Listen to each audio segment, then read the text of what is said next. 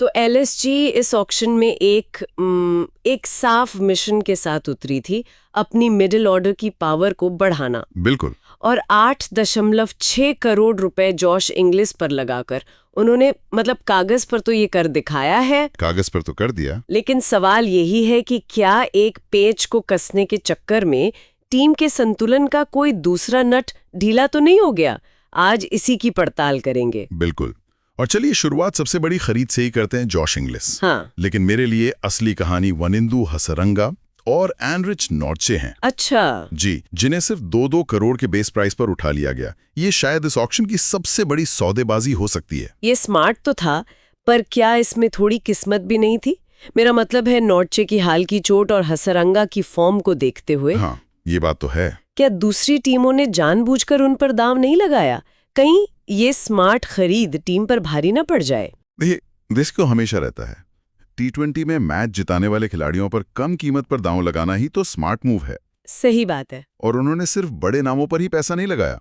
मुकुल चौधरी पर 2.6 करोड़ और अक्षत रघुवंशी पर 2.2 करोड़।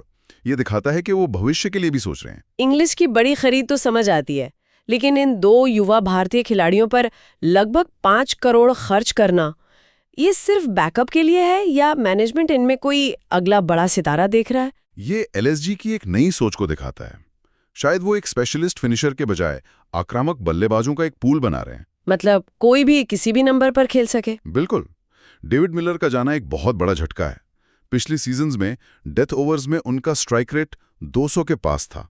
उसे पूरा करना तो लगभग नामुमकिन है। हाँ, तो एलएसजी अब शायद मैच को आखिरी ओवर तक ले जाने के बजाय 15वें-18वें ओवर में ही खत्म करना चाहती है। जी, वो शायद इंग्लिस को ही निभानी पड़ेगी। हाँ, लगता तो यही है। लेकिन अगर आप इंग्लिस को खिलाते हैं, हाँ, तो आपको माकरम, माश, पूरन, हसरंगा, नॉर्डजे, इनमें से किसी एक को बाहर बिठाना होगा।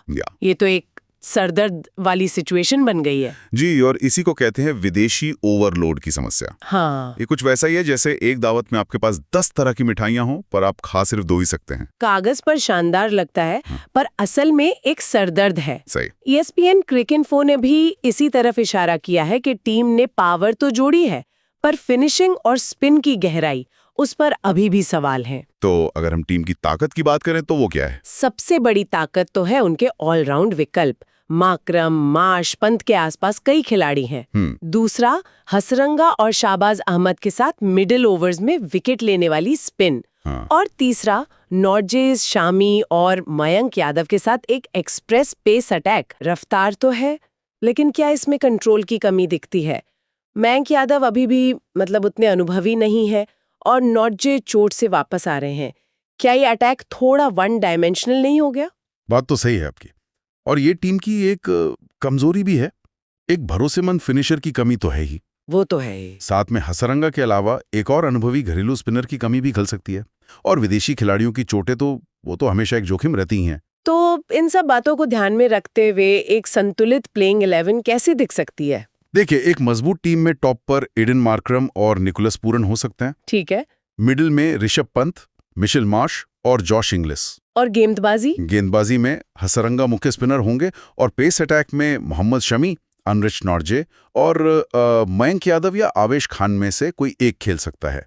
ये टीम को दोनों डिपार्टमेंट्स में गहराई देती है। तो कुल मिलाकर एलएसजी ने कुछ स्मार्ट खरीदारी जरूर की है, जैसे हसरंगा और नॉर्डजे, लेकिन उनकी पूरी बाजी 8.6 करोड़ के जॉश इंग्लिस पर टिकी है ना? बिल्कुल। अगर वो फिनिशर की भूमिका निभा गए तो टीम कमाल कर सकती है, वरना मुश्किल हो सकती है। और ये हमें एक बड़े सवाल पर छोड़ जाता है। क्या आज के T20 क्रिकेट में एक खिलाड़ी पर इतना बड़ा दांव लगाना, भले ही वो कितना भी प्रतिभाशाली क्यों ना हो, एक स्थापित और संतुलित टीम की सामूहिक रणनीति से बेहतर है?